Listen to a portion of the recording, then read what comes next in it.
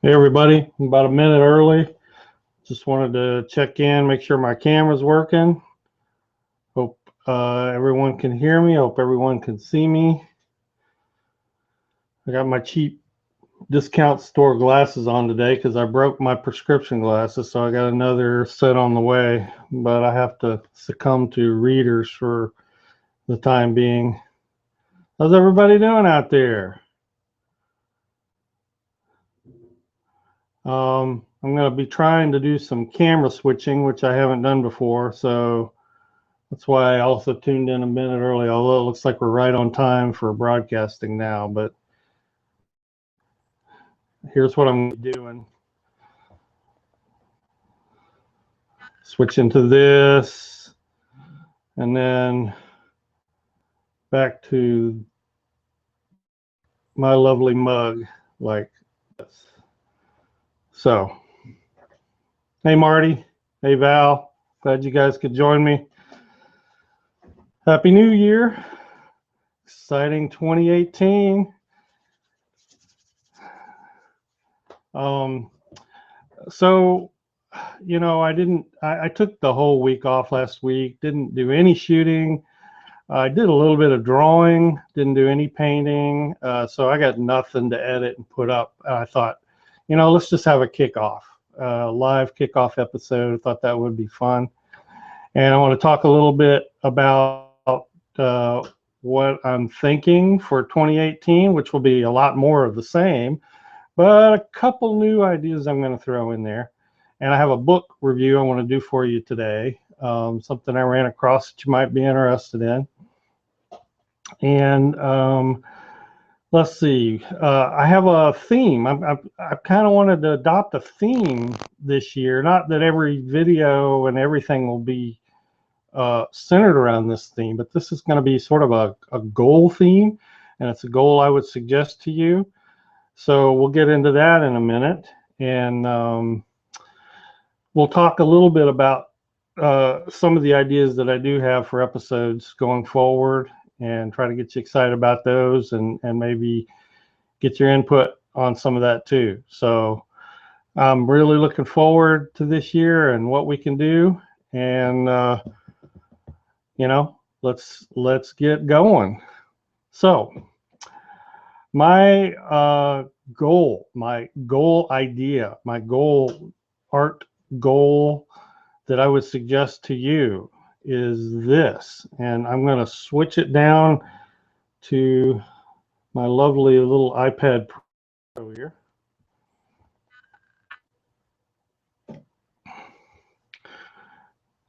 Understand versus recreate. Now on my screen, this is backwards. Is this right side? Is this right reading for everybody? Can everybody see this reading the correct way? It's not backwards, is it? For some reason, my preview monitor is backwards. But anyway, the goal I would like to use as a theme is understand a subject. Okay? Seek to understand a subject, not just recreate it. And I'm going to demonstrate what I'm talking about. This is such a powerful concept. I cannot tell you. We all know who Bob Ross is, right? And here I got my little bobblehead Bob right here. And this is a bobblehead Bob approved episode. Although, let's see. Yeah, he's kind of non-committal right now. But that's bobblehead Bob. Well, we all know Bob, and Bob was great as far as it went, and as far as his instruction went, it was a really, really great start. But Bob did something that everybody should learn to do that he didn't teach people how to do. Bob learned how to take a subject apart, learned how to analyze it, learned how to understand it, and learned how to put it in simple terms. Now, I realize if you're a recreational painter and you're only going to paint occasionally, and you just want to sit down and be able to do something great, understand that the formulaic type of art is a great way to go, and it's always a good way to start. But take Bob's instruction a step further, the sort of the instruction that he didn't give you. And let me illustrate it this way. Everybody's heard the saying, teach a man or a woman how to fish and you feed them for a lifetime. In other words, give a man or a woman a fish and you feed them for a day. Teach them how to fish and you feed them for a lifetime. Okay, that same principle applies to art. Understand the subject, learn about the subject in every way that you can, and you'll become an artist for life. Get a formula, a simple step-by-step how to paint this or how to draw this, and you'll learn how to paint it or draw it for the day. Okay, so that's what that's going to be sort of a theme, and you're going to see this pop up in my videos. You're going to see this pop up in my comments. Is understand versus recreate, and here's how that works. I'm going to do a little bit of a sort of a brief demo with something simple. Now, it doesn't matter how much you do this, just even if you did it a little bit, this is going to be really powerful. Think of it like this, like power steering. Everybody knows that you can steer a car, but it's a lot harder, you know, unless you have the power assist that the engine offers you. And I'm old enough to remember the days when the cars we drove did not have power steering. In fact, I learned how to drive in such a car. Well, think of understanding a subject as the power steering. You can always get reference, and collecting reference and painting from reference is great. But rather than recreating what you have in your reference, understand it so that you can draw it by either not looking at it or just glancing at it and not copying it. That's the goal. So, and that is a goal of understanding. And understanding is first and foremost observation. So what you do is you take a subject, and we'll just use rocks as a simple subject, and you observe everything you can about them. Now, these are mountain stream rocks, and you know, there are several things. First of all, the shape. Most mountain stream rocks are rounded, you know, because they get water flowing over them all the time. So you don't have that many jagged edges. So there you go. They're fairly roundish or rounded off corners. They're ovals, some of them are triangular. They have facets. So right away, I can take this away and I can copy, you know, I can do a shape. I can do the overall shape. I can start to think about, you know, combinations of shapes. All right. Then they have facets. So you have to go in and have to start thinking about facets. You know, all different sizes in any kind of a mountain stream setting. And all I'm trying to do here is show you the process of observing. You observe as many different things as you can. In this particular scene, I'm observing a light source and a light source direction. And that's coming from this way. So everything on that side is going to be lit. And the further away and the further under you get, the darker it's going to be. And then everything in between is going to be a different value of that. So again, I'm not necessarily trying to show you how to draw a rock. I'm trying to show you how to observe. Whenever you're looking at reference, whenever you're out on location, to observe a subject, basically understand it in any way that you can. And a lot of times it's drawing, and this is why studies are so important.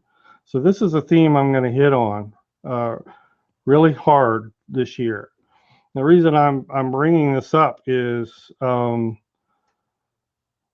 get a lot of requests. I get a lot of requests to do particular paintings or do particular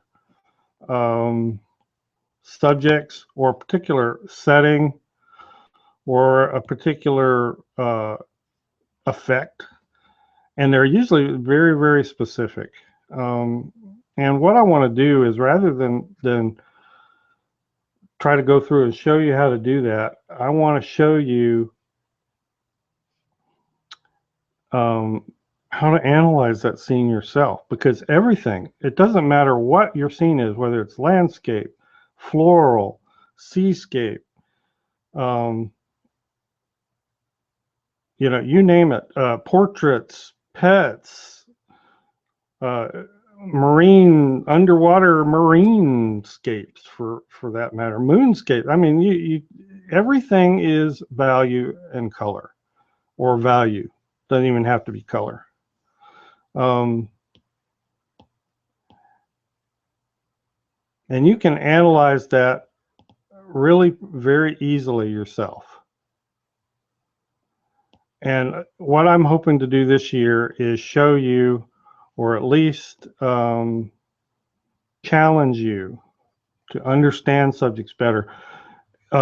Using reference is fine. I don't want you to think that I'm saying you should get to a point where you don't have to use reference. You'll always need reference. But go back to my power steering analogy. You'll always have to steer the car. You always will. But understanding, that's the power assist to your steering, okay? A lot of times, and any of you experienced artists out there already know this, and a lot of times you can have the best reference and be recreating a scene, and if you don't have understanding, it's still going to come out crappy. Even if you have really good reference, it still may come out crappy. So recreating and just going from your reference is not enough. Start with simple subjects like rocks. Here's another example. Here's a different type of rock. And, you know, I showed you one rock that was very simple. You know, mountain stream rocks are very simple. But this one, what do I observe of this before I even start to draw it? Well, first thing I observe is it looks like everything is angled in one direction. Another thing I see is there's strata here. I also see these sort of shapes. These sort of bullet nose, wafer kind of shapes.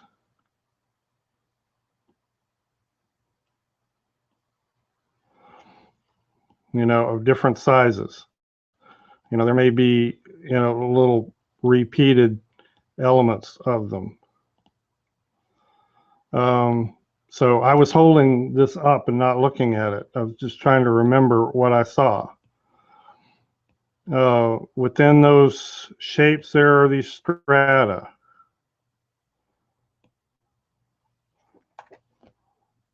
A really interesting rock. You may get some irregularity on some of the shapes. So that's where you refer back to your reference. This is your steering wheel. But understanding what's going on is your power assist. Okay, now I'm drawing without looking.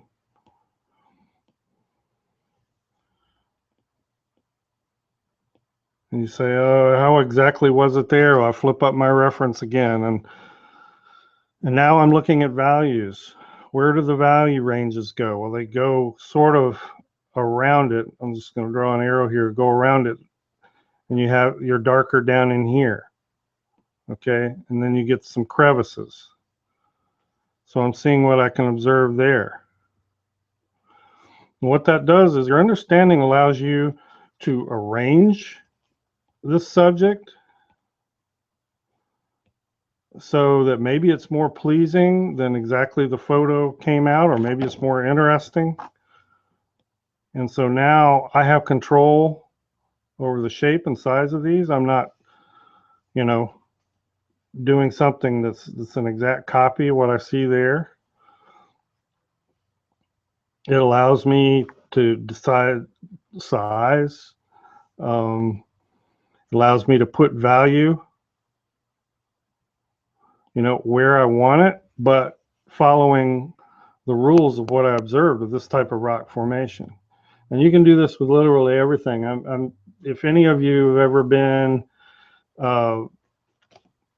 in drawing, life drawing classes, this is all life drawing classes are. And there are life drawing classes in just about every city. And maybe multiple ones in the big cities. You can always find, and the reason is because a human and the way humans can move and all the different parts and motions and everything is a very complex subject. And so people who go into life drawing classes are trying to understand. They're trying to understand the human form. And when they go to do a painting or a portrait, sure, they'll have reference, but there are things about the human form now that they understand. And this works with everything. It works with trees, landscape. It works with, I have had a lot of requests from everybody to get more into shadows. And I hope to do that. That's one of the things for 2018. I want to do a series on shadows. But here's the thing. A shadow is going to be different for just about every painting, and there are not a lot of hard and fast rules. So you have to start teaching yourself what the characteristics of shadows are. And I hope to be able to show you some of that. Here's a tree. And this is just another example of how you would apply this principle to a tree. Here's a fir tree. And what can we observe about it? Well, they're long and slender, of course. They have, the thing I notice right away is they have tears. And as you tell yourself these things, do a sketch. This is what a study is. Say, okay, I'm going to commit this to memory through a sketch. They're long and slender, right? All right, they have, and I'm going to kind of do this as a sort of a simplified thing. They have tears, somewhat regular, but also irregular. Say those details to yourself. Irregular in places, they get wider as they go down. The branches are downcast. Okay. And if you really want to nerd out about it, find out what kind of tree it is. So that's a blue spruce or a Fraser fir or whatever. I don't know. And say, okay, that's Fraser fir. Put it in a nature journal. Make notes. Downcast branches. Widening tears. Long, slender. You can do this with literally everything. Mountain stream rocks, mountaintop rocks like that strata one I showed you.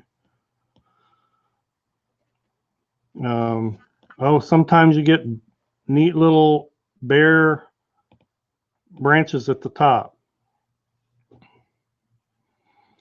Don't succumb to the constant desire or need to go find a formula. And believe me, the internet is full of them. How to paint a tree. Well, when somebody says that to me, I say, what tree? Which tree? What kind of tree? Anyway, before I belabor the point, I just wanted to say this is a goal, and I hope that I can excite you with this. And I'm going to start, in comments and videos, and as we work through, various types of scenes, and this applies not just to subjects, but as I said, light and shadow. It applies to values. How values can play into composition, how values can make or break a painting. Understand. Try to figure out how to understand. You know, I was always kind of enamored with the idea when Bob was painting. You know, when he would do, I don't know if you remember this or not, how many of you watched it, he would do his sky, and that this is a pencil, so it's not going to work. And he would say, I would do this in little X's, you know, and then he would go back and blend those little X's to get the clouds in the sky. And I remember thinking, why? Why is that the best way? I see it works. So, you know, and you can start teaching yourself. This is what Bob did. He taught himself those techniques. You know, he learned a lot from Bill Alexander, and then he expanded on those. He taught himself those little techniques. When he would load a brush and, you know, do highlights on bushes, he figured out how to do that, and it was very effective. So that's what I want to do. I don't want to belabor this point anymore, but I think you understand and get the point. So anyway, oh, as long as I got my iPad out here too, if anybody's interested, and I'm not going to be a digital channel, I'm never going to be a digital channel, but there are certain things you can do with things like an iPad Pro, or I assume you get some of the same programs on Android tablets that are great for art. So if you ever want me to talk about that and how that can increase your, you know, your artistic understanding or help you practice, we can delve into that a little bit here and there. So your input on that would be great. I'm using an app right now called Procreate. It's probably one of the highest rated painting apps for the iPad Pro, or the iPad for that matter. So it's got all these painting brushes. Painting digitally doesn't necessarily help you be a better watercolorist. They've never been able to recreate the process. Sometimes they can get pretty close with how it looks digitally. You know, like they have a watercolor brush, and you know, with this, or even with Photoshop, they can make something look like a watercolor, but it's even Corel Painter, which I played around with that for years, never really came close to duplicating the experience of watercolor. But as a drawing tool, practice tool, study tool, I think they're great. Anyway, this is just Procreate. I've also used, I'll show you, just to talk about this for a minute, Sketchbook, Art Rage. Those are both pretty good. If you're into anatomy, Proco has this app called Skelly. Most of you know who Proco is. Probably one of the best drawing, especially life drawing tutors on YouTube. He came out with this program called Skelly, and everything is posable. I won't go into it in detail. If you'd rather render with a more simplified mannequin, you can do that, and you can change the lighting, all that kind of stuff. So if you're into anatomy, there's another one called Handy. But we can do an episode with some of those if you'd like. Handy is just a head, feet, and hands reference. And you can do the same thing. You can turn it, you can pose the fingers, you know, you can change the lighting, blah, blah, blah. I won't spend a lot of time on that, but let me know what your thoughts are on wanting to get into digital, specifically how it pertains to being a better watercolorist, because my channel will always be about that. All right. Anybody have any questions? I'll just go ahead and take a break for a moment here. I'll look at a book.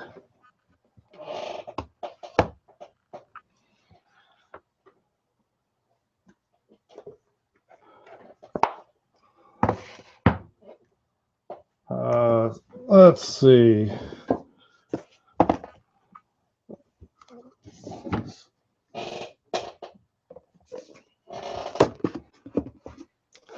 So many of you may be familiar with this book. I'm getting glare, sorry.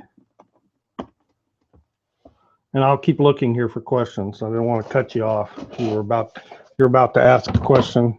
That's fine.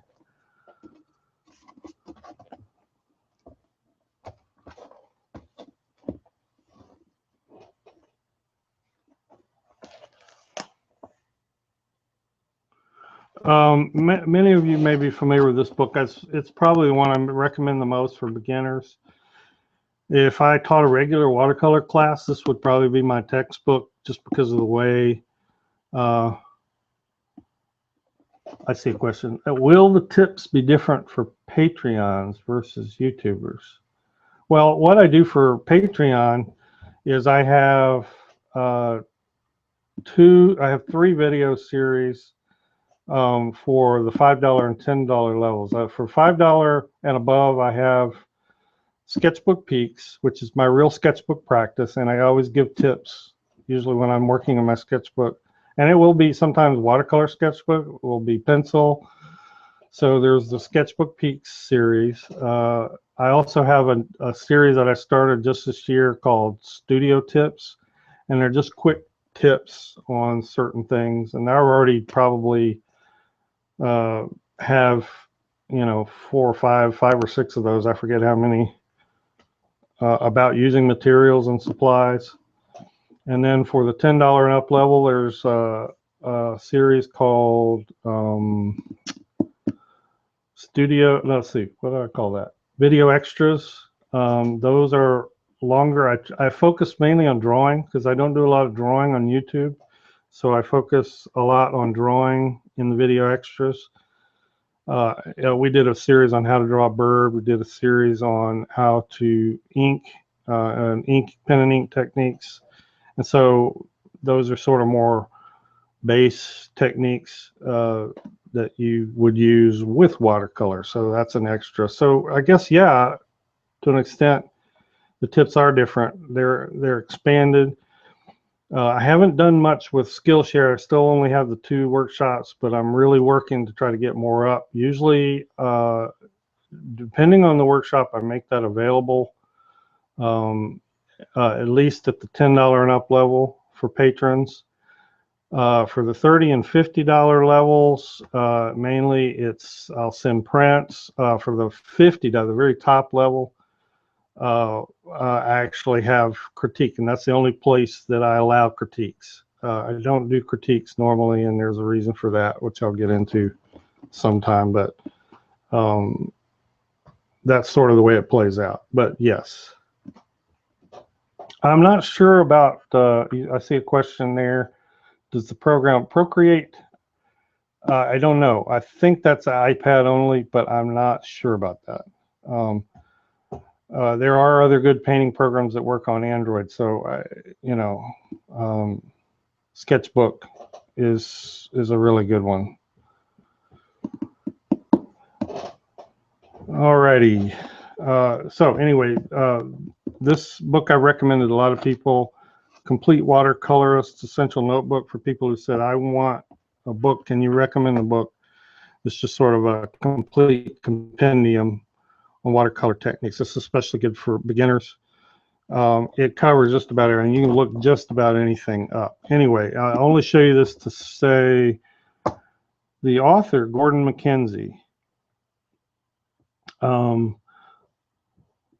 Yes, I see that question there. I will list the apps in the description when this is posted as a recording. So yeah, I will list those.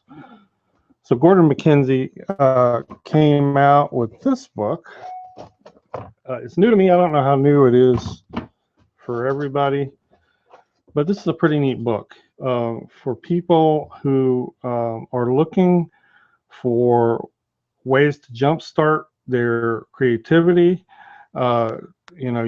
You have some techniques, you want to get painting, you want to know what to do next. This is great. It sort of is a good companion to the Complete Watercolorist Essential Notebook. And let's just take a look. I like Gordon McKenzie's simple pictorial style. He uses a lot of sometimes cartoons, very descriptive examples. Let's look at the chapters. He talks about inspiration, and this, of course, this book will be listed later when this is done. This video is done. He has a really good chapter on composition. We'll look at that in a minute. And he talks about gradations and reversals. That's really a chapter on value. So that's excellent. Mingling colors and passages, and how to, think about color as you design your painting. He has a good treatment of atmospherics. Has a chapter on adding people, little figures of interest to your paintings, and it's very simplified. It's not detailed, complex people. Working with photographs, I've had a lot of you ask about that, and I do hope in 2018 to talk more about how I use photographs with that understanding principle, fully engaged. And then passing on the spirit by teaching others, and that's for advanced users. I want to just show you, I was really impressed with this composition chapter. He does some things I've not seen. Many times chapters are treated very, shall I say, generically, or certain subjects. But he really, I think, gets into some important concepts. Basic general discussion of it. Visual perception he talks about. Effects of your background. Creating drama. There's so much more to composition than just this goes there, this goes there, this goes here. Everything affects it. Color. One of the things I liked about his discussion here was the dynamics, just the angle and the dynamics of things, like pointing the way, how you lead the eye through paintings, something I like to try to do. Using things like a path to lead the eye. And he details examples of that. Color, a lot of people don't think of color as a compositional subject, but boy, it is. I mean, color will draw the eye right to an area, color and value. And, when you design a painting so that a person looks at it visually in a certain way, and it highlights certain areas or brings certain areas to your attention better than others, absolutely. Color is a part of composition. So he has a whole treatment of color in the composition chapter, which I thought was unique. Choosing color schemes gives help in that, and you can get way deep in the weeds on that if you'd like. Center of interest and focal points. I'm a big believer in that. So that was a great chapter. Gradations and reversals is basically just a treatment of how you adjust values throughout your painting.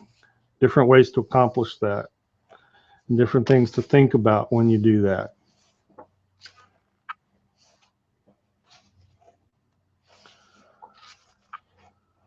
Positive and negative working together, which is always a value challenge.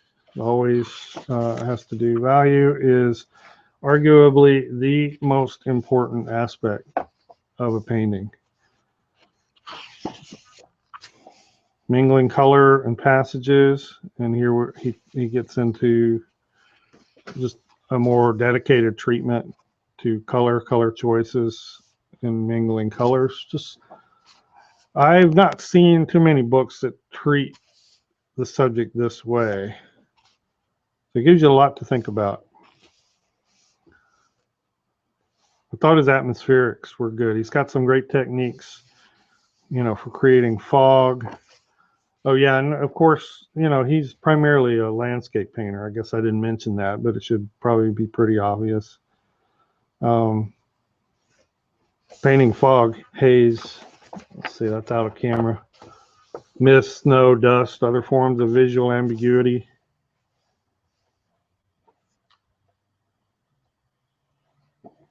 You know, his book is full of little tips, like lights can be saved early or made later, on how do you do that.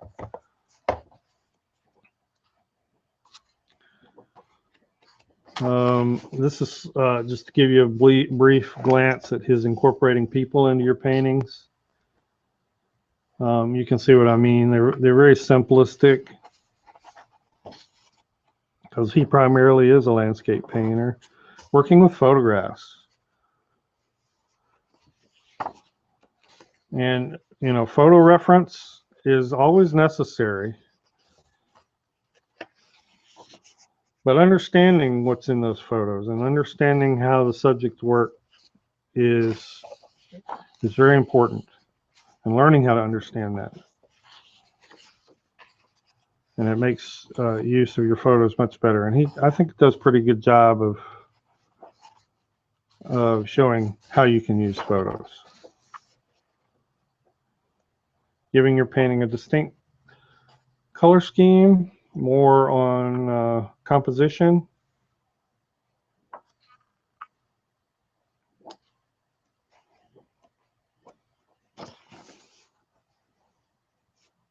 Competing, again, more on the photos, combining parts of photos, which is what I like to do. I don't like to just use a photo verbatim. Anyway, and then there's a chapter on teaching, if you feel up to teaching. And I know several of you are out there. If not, join me live. There are several of you out there that will see this recording who are teachers. So this may be a book that you want to pick up if you're into reading books on watercolor. It's a great companion to the complete Watercolorist Essential Notebook, and I will put both links to these books down below. So, let me get my ugly mug back up here.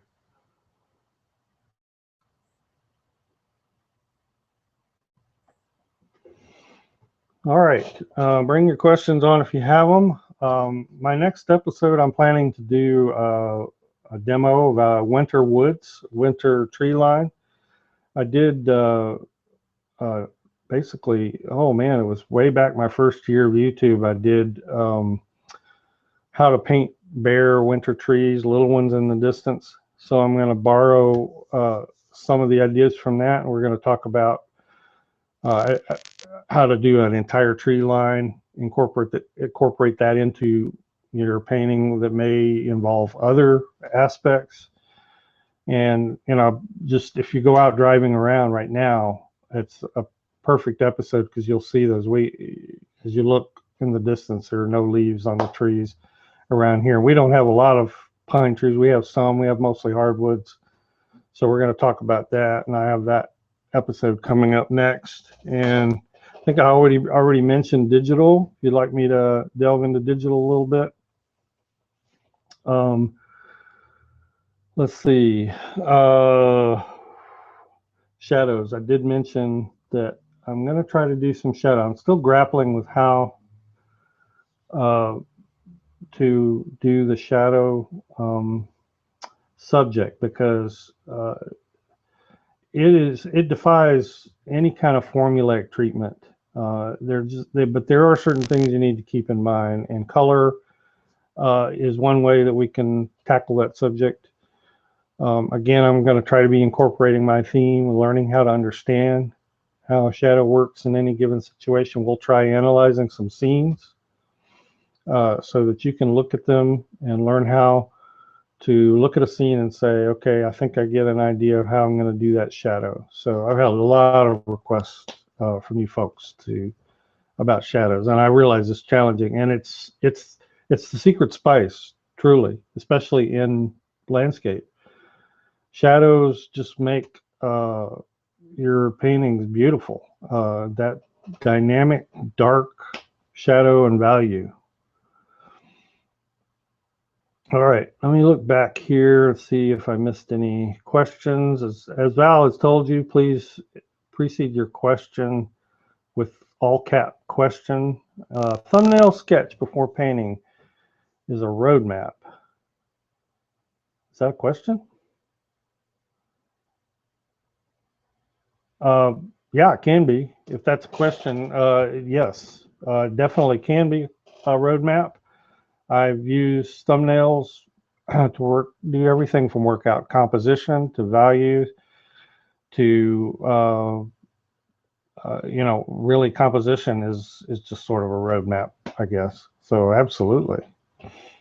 Yeah, just thumbnails are just a small study, and they really give you confidence when you're trying to paint and you sit down to paint.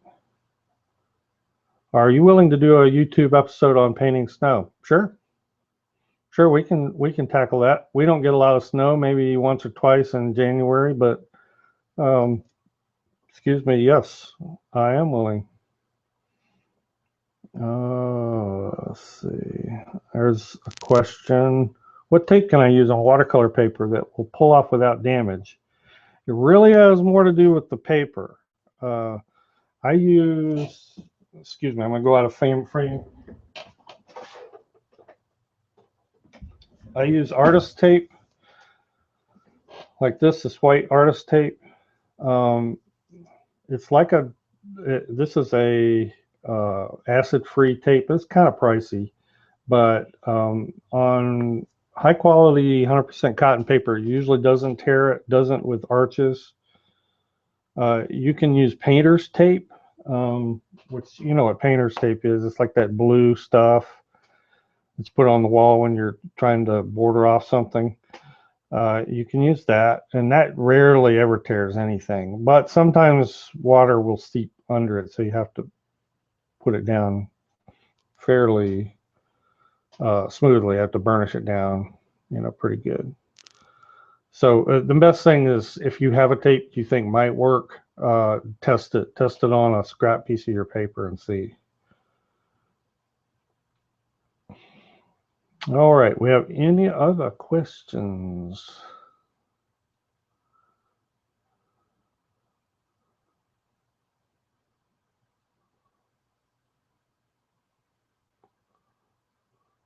All right, here's some.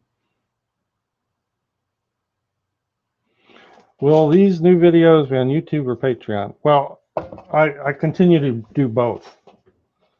The ones I mentioned before are specific to Patreon, like the sketchbook peaks, the studio tips, the video extras, and they cover things.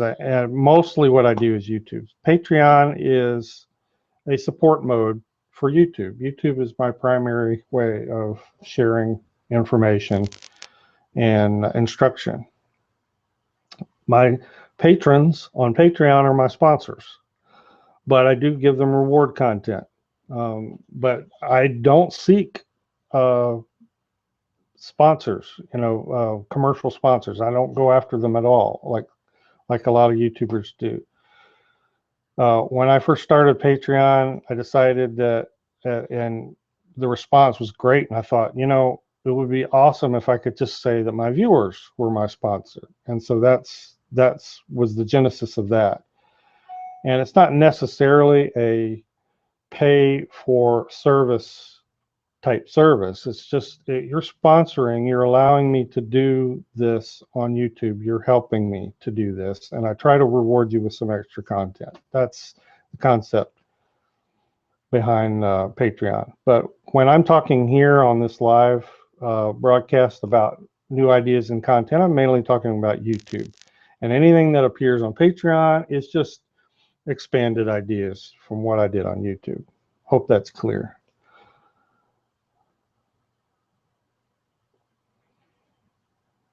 Yes, Essential Landscapes by Mackenzie as well. I don't have that book, but that's one you could check out. An episode, let's see, question. Oh, I just lost it. Where'd it go?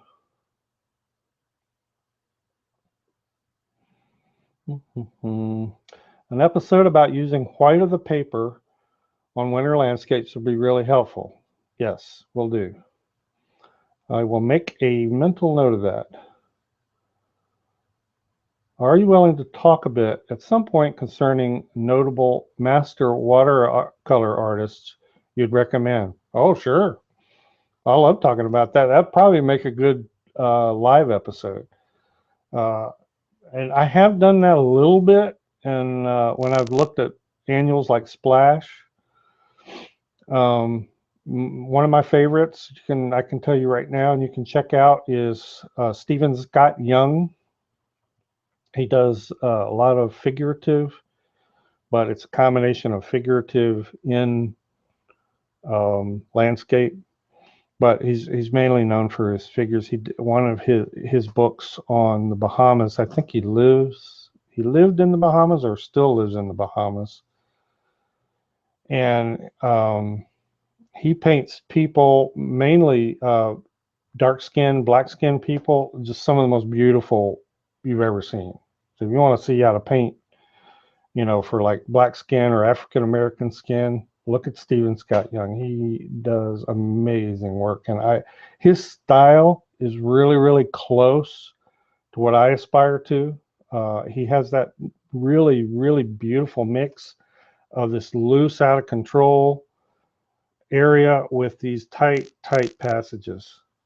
Just absolutely beautiful. The other painter I can tell you right now, and I'm telling you my two top favorites right now. We can get into looking at some of their stuff in another episode. My other favorite is Dean Mitchell. Dean Mitchell is primarily a landscape painter, although he does do figurative work too. I don't know if I'd say he's primarily. I've seen probably equal amounts of both. But check out Dean Mitchell. He's been called the Black Andrew Wyeth. Just a fantastic painter.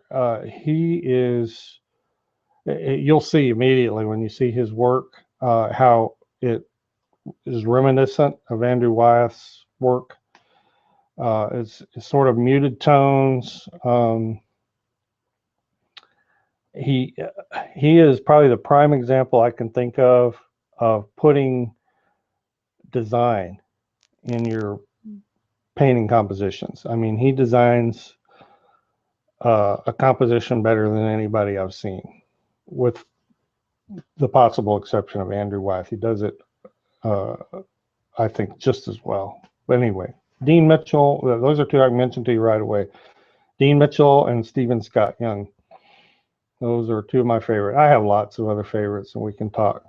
I had originally wrote blog posts, written blog posts, and I've kind of gotten away from my blog in the last 6 months or so, but I'll get back to it.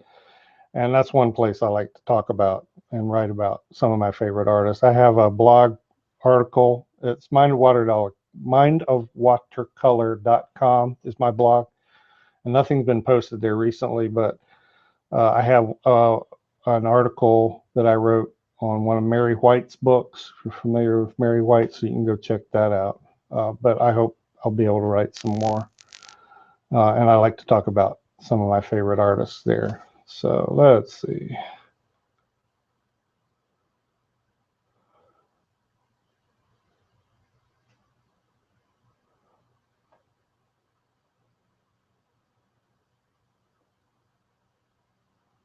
I see somebody mention Joseph Zubikovic. I can never pronounce his name. He's fantastic. He's absolutely fantastic. Yeah.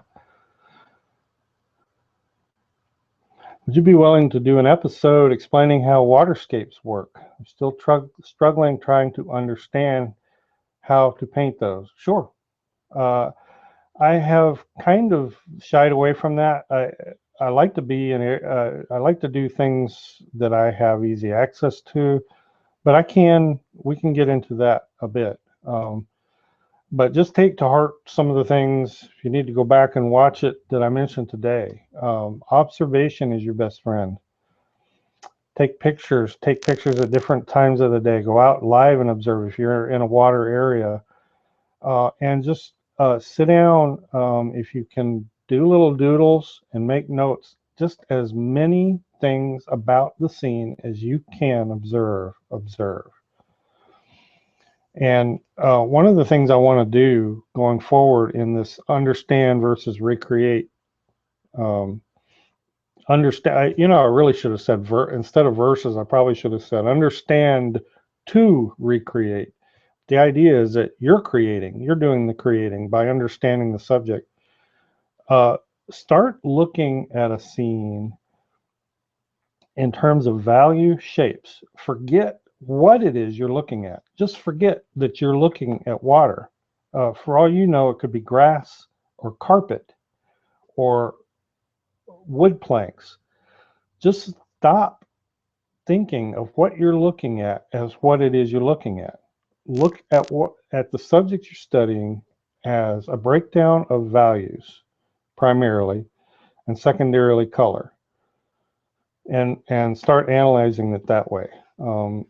A lot of times we get intimidated by what the subject is, and we don't break it down and think of it in terms of it's just a jigsaw puzzle. It's just a jigsaw puzzle of values. There's a dark here, there's a light here, there's a dark there. But I understand that, you know, beginners or people that are just learning to paint and draw, they need help in how to analyze that, and that's what I want to do going forward. All right, let's see. If we have any other questions? Would you be willing to do more portraiture, especially elderly people with lifelines? Sure. I love portraits. I very much enjoyed doing portraits.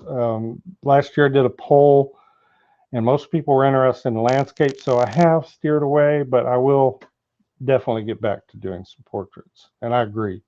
Elderly people with lifelines are great. Let's see. Yeah, I'm familiar with Watercolor Artist magazine. The one that I prefer above all others is the UK one. I've never been that impressed with the one produced locally, not locally, but in the States. Every now and then they have a pretty good article, but there's one that is printed in the UK, and I don't have them here in front of me, or grab one. I think it's entitled Watercolor Artist also, but I forget what it's entitled. It's one of the best.